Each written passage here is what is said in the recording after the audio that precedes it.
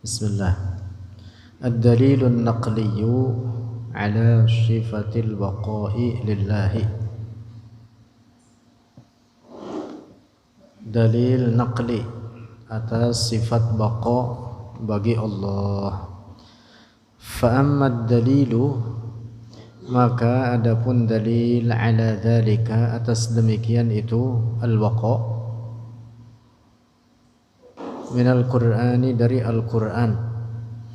Fahuwa maka dia dalil qawluhu firman Allah Ta'ala, Allahu la ilaha illa huwal hayyul qayyum. Allah la ilaha, tidak ada Tuhan yang berhak disembah illa huwa, kecuali dia Allah. Al-Hayyu, yang maha hidup, dia Allah. Al-Qayyum. Fal-Qayyumu, maka makna Al-Qayyum ad-daimul wujudi, yang kekal wujudnya.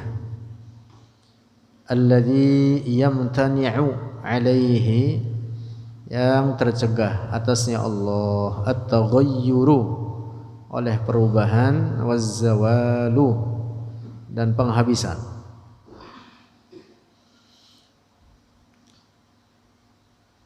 Itu dalil naqli dari Al-Quran. Selain itu ada banyak ayat lainnya. Wa minal hadisi, dan dari hadis,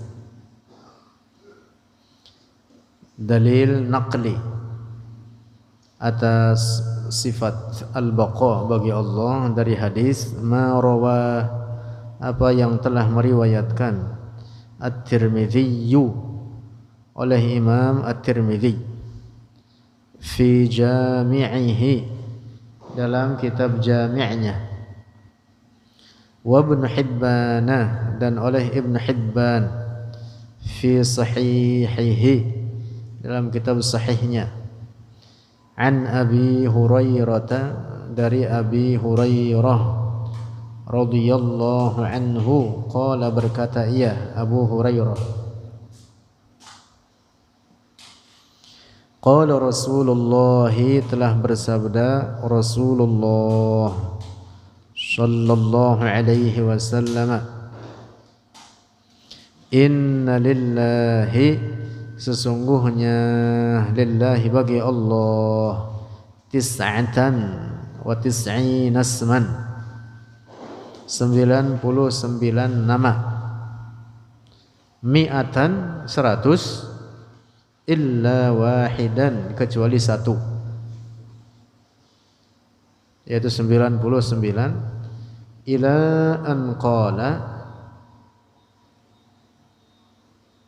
hingga berkata oleh Rasulullah sallallahu alaihi wasallam dalam hadis ini hadisnya panjang, tentang penyebutan al-asma al-husna, nama-nama Allah al-husna, ay allati tadullu 'ala al-kamal, yang menunjukkan kesempurnaan. Berkata Rasulullah, al-baqi, yang maha kekal. Fadzalika, maka demikian itu sabda Rasulullah, al-baqi, yufidu, memberi faedah, makna kaunihi, akan makna adanya Allah baqiyan, kekal dia Allah, wa anna lahu baqaan, dan bahwa lahu bagi Allah baqaan, sifat baqa. Lianna ma wusifa biqaunihi baqiyan, karena sesuatu yang disifati dengan adanya itu ma baqiyan, kekal, faqad sabata lahul baqa'u, maka telah benar lahu baginya ma al-baqa'u, oleh sifat kekal. Itu dari hadis sabda Rasulullah di dalam penyebutan al-asmaul husna, salah satunya apa? al-baqi. Wa ammal ijma'u, dan adapun ijma', kesepakatan para ulama, ala wasfillahi, di atas mensifati Allah, bil baqa'i, dengan al-baqa'. Faqad naqalahu, maka telah menukilnya akan ijma' al-Kalabadhi, oleh al-Kalabadhi, salah seorang ulama terkemuka, imam di antara imam ahli tasawuf. Wal Baqillani, dan oleh al-Baqillani, wa ghairuhuma, dan selain keduanya. Nah, dengan demikian tetapnya kebenaran sifat al-baqa bagi Allah itu sabitun bil Qur'ani wal hadisi wal ijma', dengan Al-Quran, dengan hadis, dan dengan ijma' para ulama. Titik. Tanbihun, peringatan. Ay hadza tanbih. La yajuzu, tidak boleh, ayyuqala, untuk dikatakan, anillahi, dari Allah, al-khalidu, tidak boleh. Innama yuqalu al-baqi, tetapi yang boleh itu apa? Al-baqi. Bagi Allah tidak boleh dikatakan al-khalid.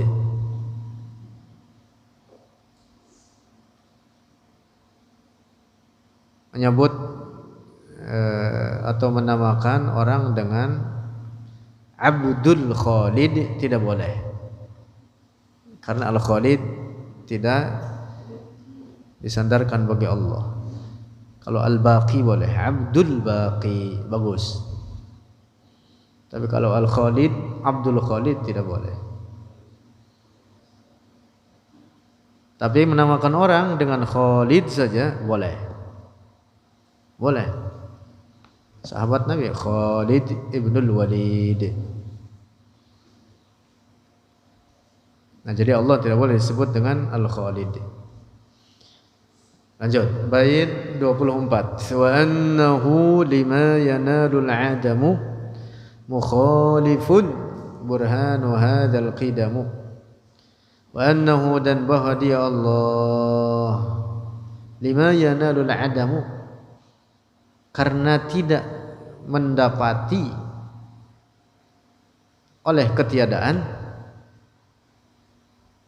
mukhalifun, maka menyalahi oleh Allah akan para makhluk, burhanu hada, dalil ini, al-qidamu, yaitu sifat qidam.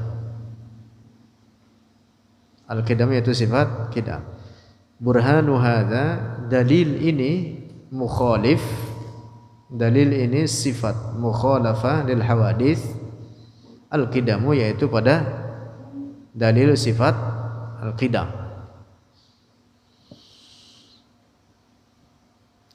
Al-mukhalafatu lil hawaditsi, sifat al-mukhalafah lil hawaditsi, sifatun salbiyatun, itu sifat salbiyah, sifatun salbiyatun. Kemarin sifat salbiyah ada berapa? Kita sudah bahas, ada 5, yaitu apa? Qidam, baqa, mukhalafatun lil hawadits, qiyamuhu bi nafsihi, dan wahdaniyah. Nah, sudah kita bahas qidam dan baqa.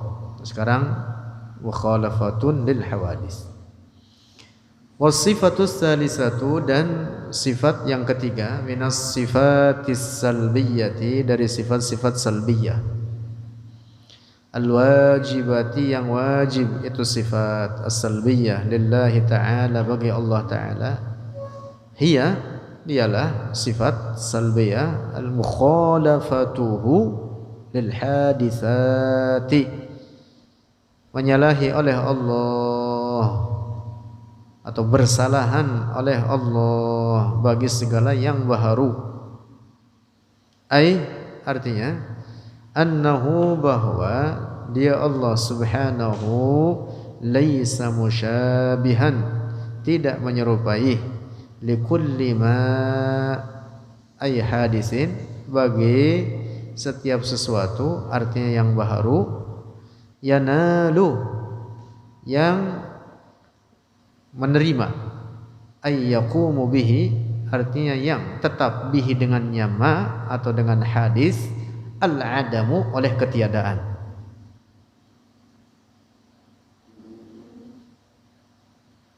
Artinya Allah tidak menyerupai segala sesuatu yang baharu, karena sesuatu yang baharu itu bermula dari tidak ada dan menerima ketiadaan setelah keberadaannya.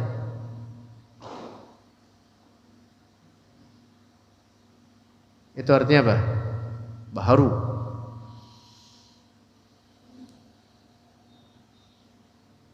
Nah, Allah tidak menyerupai segala sesuatu yang apa? Yanalul adamu, yang menerima oleh ketiadaan. Wa yajuzu, dan boleh atasnya sesuatu tersebut, alaihi, atasnya sesuatu tersebut, lidzatihi, bagi zatnya, min haitsu, dari segi innahu hadisun, bahwa dia baharu. Boleh tiadanya, itu. Adanya dan tiadanya sesuatu yang boleh. Fayadkhulu fi dzalika, maka masuk dalam demikian itu, al-hadisat, termasuk segala perkara yang baharu, ma kullu ma, setiap sesuatu, kataballahu, yang menetapkan oleh Allah, lahu, baginya, ma al-baqa'a, akan kekal, bitakhsisin, dengan penghususan, minhu ta'ala, dari Allah ta'ala. Itu juga termasuk baharu. Dalam hal ini apa?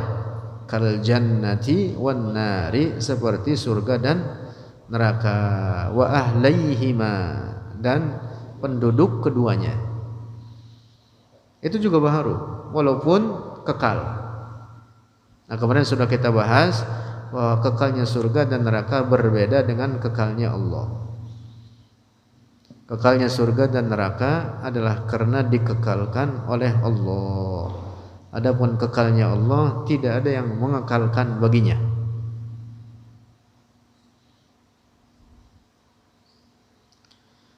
Wa illa, dan jika tidak, fakullu mumkinin, maka setiap perkara mungkin, minal mumkinati, dari seluruh perkara mungkin, jadi apapun, mutlak, yang akan punah dan yang tidak punah setelah diciptakan oleh Allah dari semula tidak ada, itu semuanya min jumlatil hadisat, termasuk dari perkara-perkara yang baharu. Fakullu mumkinin minal mumkinati, maka seluruh perkara yang mungkin akli, dari segala perkara mungkinat. Apa itu perkara mungkin? Sesuatu yang ada dan tidak adanya dapat diterima oleh akal. Yajuzu alaihi, boleh atasnya, kullu mumkinat, aklan, secara akal, al-adamu, oleh ketiadaan, fi zamanin minal azman, pada suatu zaman dari beberapa zaman. Maksudnya surga dan neraka pun secara akal umpama punah diterima oleh akal. Tetapi karena Allah mengekalkan keduanya, maka keduanya tidak punah dengan segala apa yang ada di dalam keduanya, penduduknya, surga dengan segala kenikmatan di dalamnya, neraka dengan segala siksaan di dalamnya, kekal tanpa penghabisan karena dikekalkan oleh Allah. Lanjut. Ad-dalilul aqliyu ala mukhalafatihi ta'ala lil hawadisi. Dalil aqli atas sifat mukhalafatuhu menyalahi oleh Allah Ta'ala lil hawadisi bagi segala yang baharu. Laqad dhammana al-Laqaniyu telah menghimpunkan oleh Syekh Al-Laqani manzumatahu akan nazamnya Syekh Al-Laqani ad-dalila akan dalil ala annahu bahwa dia Allah ala anna Allah Ta'ala atas bahwa Allah Ta'ala la yushbihu syai'an minal makhluqati tidak menyerupai oleh Allah syai'an akan sesuatu minal makhluqati dari para makhluk. Fahuwa maka dia Allah Ta'ala mukhalifun menyalahi ay ghairu musyabihin artinya tidak menyerupai li jami'il mumkinati bagi seluruh perkara-perkara mungkin. Al mumkinat ay al makhluqat fi dzati dalam zatnya was sifati dan sifat-sifatnya wal af'ali dan segala perbuatannya.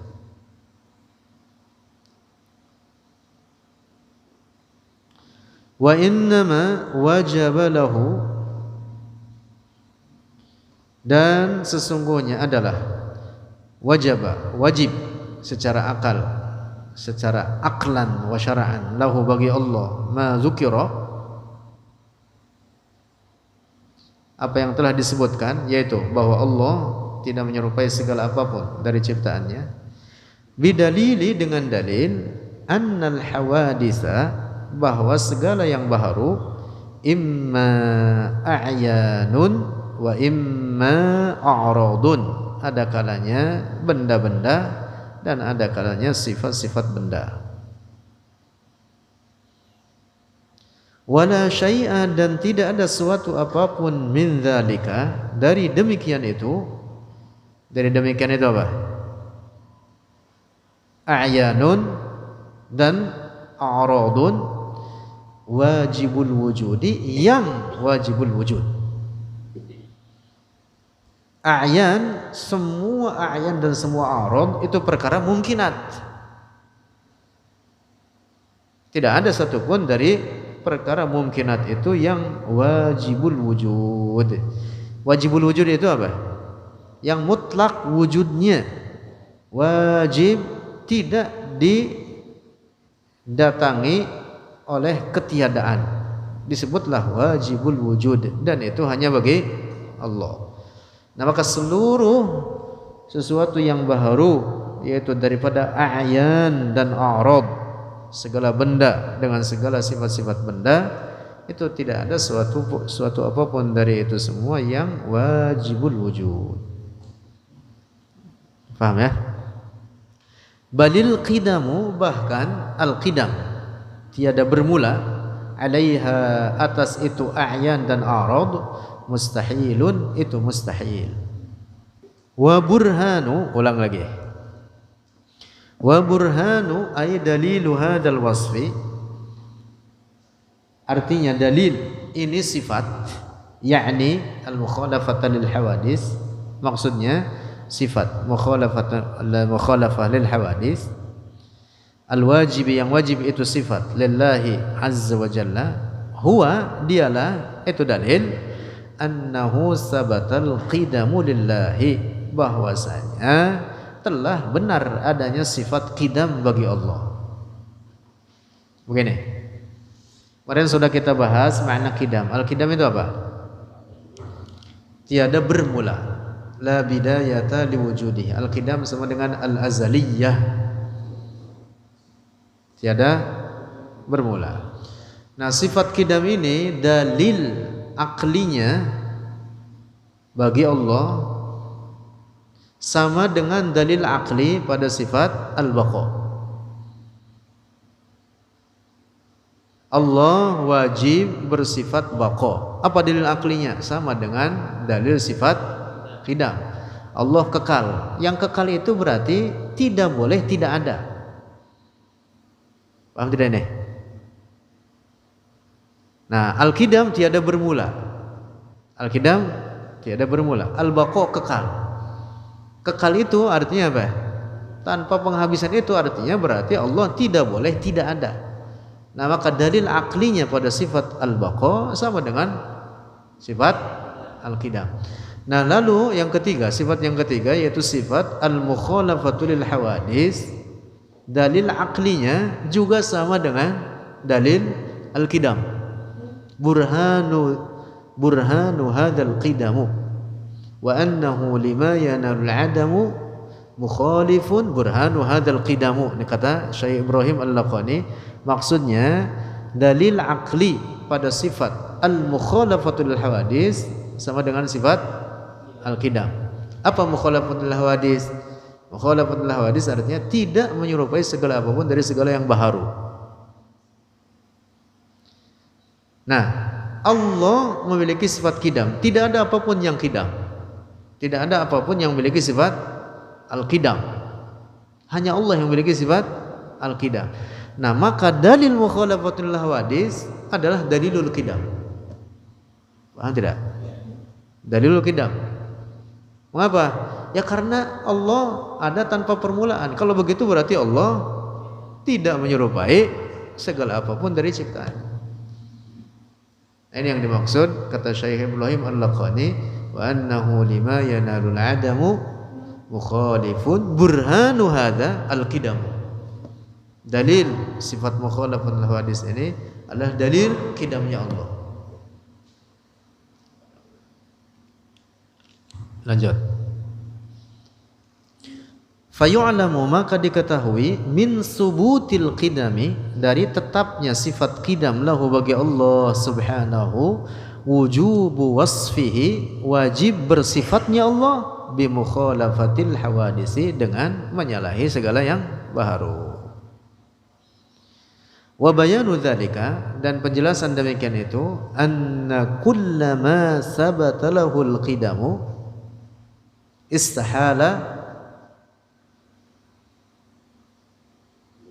Maunya jangan pakai kulla ini. Bagusnya jangan kulla ini. Kullanya coret aja lah, enggak apa-apa dah, coret aja. Annama sabata lahul qidamu. Nah gitu. Bagusnya begitu. Kalau kulla itu menunjukkan banyak, padahal yang memiliki sifat qidam hanya Allah.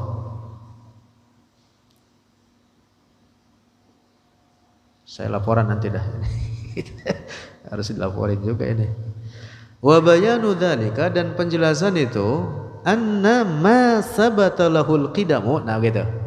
Bahwa apa yang telah tetap, sabata ay sahha, apa yang telah tetap lahu baginya ma al-qidamu, oleh sifat qidam, istahala alaihi al-adamu, itu mustahil atasnya al-adam, ketiadaan.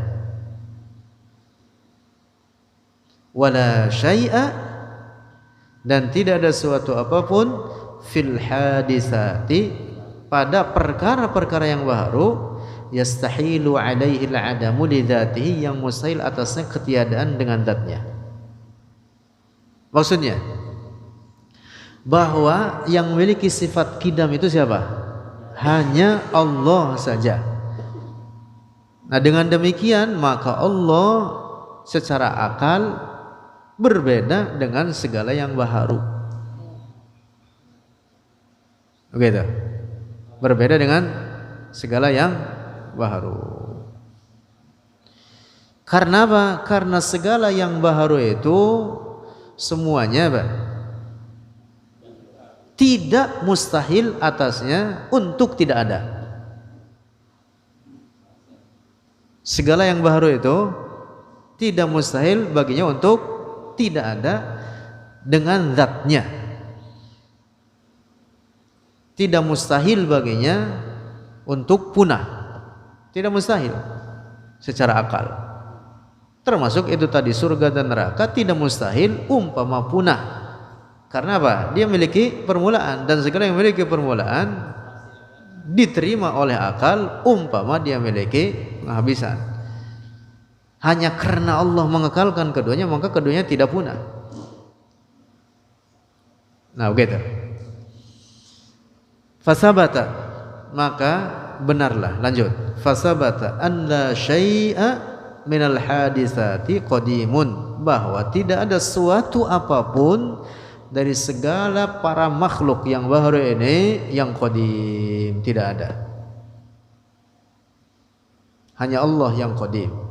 Oleh karena hanya Allah yang qadim, maka Allah tidak menyerupai segala apapun dari segala yang baru.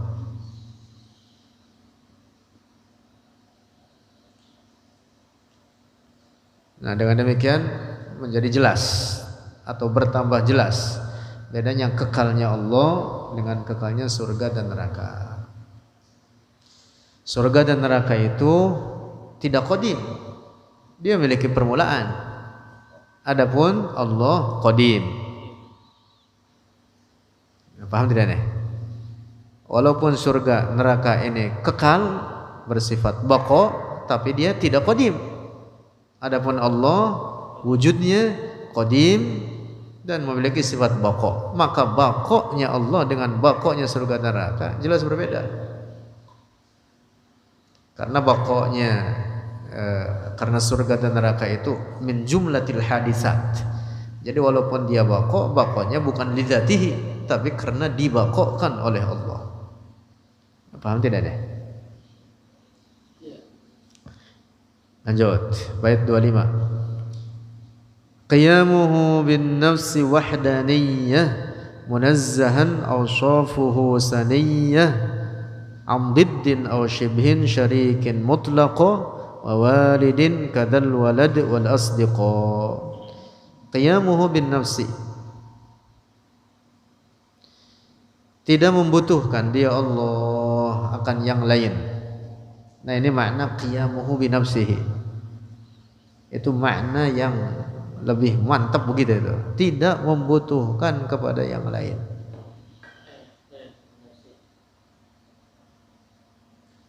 Kalau orang tua kita dulu nerjemahinnya apa? Berdiri sendiri. Nah, itu kalau nggak dimatengin atau orang awam yang dengar, apaan berdiri sendiri ya? Pikir dia. Tapi kalau diterjemahkan makna lebih detailnya, tidak membutuhkan kepada yang lain. Nah, jelas. Karena itu kebalikan sifat ini, sifat mustahilnya, kan ini sifat wajib nih, qiyamu bi nafsihi. Sifat mustahilnya atau kebalikannya apa? Ihtiyajuhu li ghairihi. Butuh dia Allah kepada yang lain. Nah, maka sifat wajibnya qiyamu bi nafsihi artinya apa? Tidak butuh kepada yang lain. Cakep tuh terjemahan gitu. Nah, nggak boleh dikata pembantu Allah. Malaikat kata pembantu Allah, na'udzubillah, rusak keyakinan kita. Dan yang mengatakan begitu itu Ibnu Taimiyah mengatakan malaikat itu a'wanullah, kata dia, na'udzubillah. Mengatakan malaikat sebagai pembantu Allah sama dengan menetapkan Allah lemah. Nah, iya, yang butuh bantuan itu menunjukkan kelemahan baginya. Enggak boleh malaikat disebut para pembantu Allah, na'udzubillah. Para malaikat itu diberi tugas oleh Allah, sebagian mereka ngurusi ini. Bukan artinya Allah repot.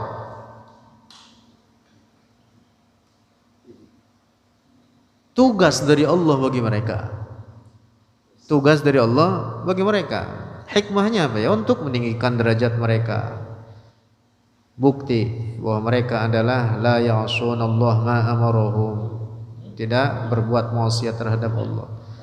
Sama persis dengan manusia diperintah sholat oleh Allah, diperintah ibadah, puasa, zakat, haji dan seterusnya. Bukan artinya Allah membutuhkan kepada ibadah mereka, tapi itu tugas dari Allah. Taklif, beban syara' yang diperintahkan oleh Allah kepada manusia. Adapun Allah tidak mengambil manfaat sedikit pun dari ibadah mereka. Sama dengan malaikat diberi tugas, di antara hikmahnya li raf'i darajatihim, untuk mengangkat derajat mereka. Bukan artinya Allah butuh kepada bantuan mereka. Nauzubillah.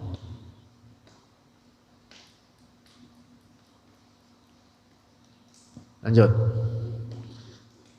Qiyamuhu bin nafsi. Tidak butuh dia Allah kepada yang lain. Wahdaniyah, esa dia Allah. Apa artinya esa?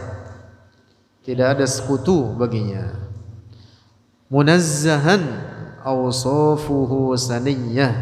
Munazzahan disucikan. Awsafuhu sifat-sifatnya Allah saniyah yang agung. Amdiddin dari Did. Dari apa? Penentang. Dari para penentang. Au syibhin atau keserupaan. Syarikin sekutu atau sekutu. Disucikan dari itu semua mutlaqo secara mutlak. Wa walidin dan disucikan dari walid. Walid apa? Orang tua. Kadzal walad dan seperti ini pula al walad suci daripada al walad anak wal asdiqa dan teman-teman. Allah Maha Suci daripada ayah, ibu, Maha Suci daripada teman-teman, Maha Suci daripada istri alias bini. Ayat artinya munazzahan awsafuhu saniyah amdiddin aw shibhin syarikin mutlaqa wa walidin kadzal walad wal asdiqa. Al-qiyamu bin nafsi. Sifat al-qiyamu bin nafsi sifatun salbiyatun, itu sifat salbiyah. Wa qiyamuhu ta'ala bin nafsi, dan sifat qiyamuhu ta'ala bin nafsi ay bi nafsihi jalla jalaluhu, maknahu, maknanya sifat al-qiyamu bin nafsi atau bin nafsihi annahu, bahwa dia Allah ghairu muftaqirin, tidak membutuhkan dia Allah ila mahallin, kepada tempat, wa mukhassisin dan mukhassis. Mukhassis itu yang mengkhususkan, yang menjadikan atau yang mengkhususkan. Allah Maha Suci dari itu. Allah Maha Suci dari tempat. Ini bantahan terhadap orang-orang musyabbihah, mujassimah, kelompok rusak akidahnya, kelompok jelek. Di zaman sekarang Wahabi, kelompok Wahabiyah, ini golongan Wahabi, mereka yang menetapkan tempat bagi Allah. Nauzubillah. Mereka tidak faham sifat qiyamuh bi nafsihi. Biar ngaji itu dia. Paham enggak qiyamuh bi nafsihi? Mereka mengatakan ada dalam Al-Qur'an firman Allah menetapkan Allah bersemayam di atas arsy. Itu menunjukkan tidak faham sifat qiyamuhu bi nafsihi.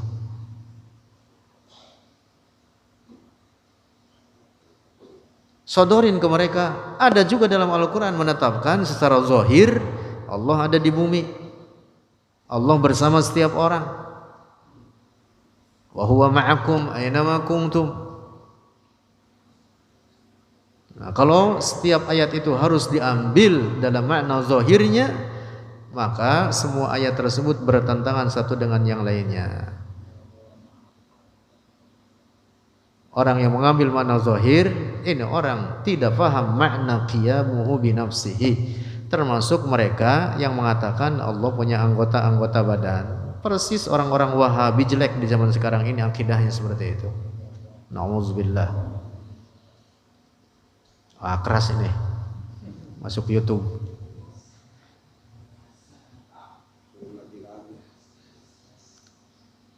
Biar pada ngaji. Biar paham sifat qiyamuhu bi nafsihi. Nah, makanya di sini lanjutannya khilafan, halnya berbeda li ba'dhi ahli dhalal. Yang dimaksud akidah kita ini yang dijelaskan oleh Syekh Ibrahim Al-Laqani bahwa Allah memiliki sifat qiyamuhu bi nafsihi yang maknanya tidak butuh kepada tempat, tidak butuh kepada yang menjadikan. Ini akidah kita berbeda li ba'dhi ahli dhalali, bagi sebagian kelompok sesat, orang-orang sesat, kal karramiyati, seperti kelompok namanya karramiyah, wal musyabbihati, dan kelompok musyabbihah. Ada kelompok dahulu disebutkan oleh para ulama terdahulu, di antara sekte kaum musyabbihah adalah karramiyah namanya. Jadi musyabbihah itu banyak sektenya. Kelompok karramiyah alladzina qalu, yang berkata mereka, ini kelompok karramiyah dahulu, innallaha ta'ala fi jihati fawqin, sesungguhnya Allah di arah atas, bertempat di arah atas. Di zaman sekarang nama atau golongan karramiyah dengan label ini, dengan nama ini enggak ada. Tetapi keyakinannya ada. Diwarisi oleh orang-orang Wahabi, pengikut Muhammad bin Abdul Wahhab, para pengikutnya Ibnu Taimiyah. Ibnu Taimiyah Al-Wahhabiyah At-Taimiyun. At-Taimiyun, para pengikut Ibnu Taimiyah. Mereka keyakinannya persis sama dengan kelompok karramiyah. Bal atlaqa ba'duhum al-qaul asy-syani'a, bahkan mengungkapkan oleh sebagian mereka akan perkataan yang sangat buruk. Orang-orang karramiyah itu bi'annahu, dengan bahwa Allah, kata mereka, jalisun ala arsyihi, duduk di atas arsy-Nya, mustaqirrun alaihi, bertempat di atasnya, di atas arsy, istiqrarus sultani ala arsyihi, seperti menetapnya seorang raja di atas singgasananya. Ta'adallahu an dzalikal awsafi, maha suci Allah dari itu sifat-sifat, uluwan kabira, dengan kesucian yang agung. Siapa yang menciptakan arsy? Allah. Bagaimana Allah dikatakan bertempat pada ciptaannya sendiri? Sebagaimana mustahil Allah menyatu dengan tubuh manusia, oleh karena manusia ciptaan Allah. Manusia punya bentuk, manusia ciptaan Allah. Manusia punya ukuran, punya tubuh, punya fisik. Demikian pula dengan arsy. Arsy punya tubuh, punya fisik, punya bentuk, punya ukuran, juga ciptaan Allah. Mustahil Allah menyatu dengan tubuh manusia, sebagaimana juga mustahil Allah bertempat di arsy. Sama-sama makhluk Allah. Allah tidak bertempat pada makhluknya. Allah ada tanpa tempat dan tanpa arah. Mudah-mudahan ini pada nonton ini, kagak viral-viral kita ini. Bukan pengen viral, maksudnya ini biar dengar banyak orang. Ini akidah Ahlus Sunnati wal Jamaah.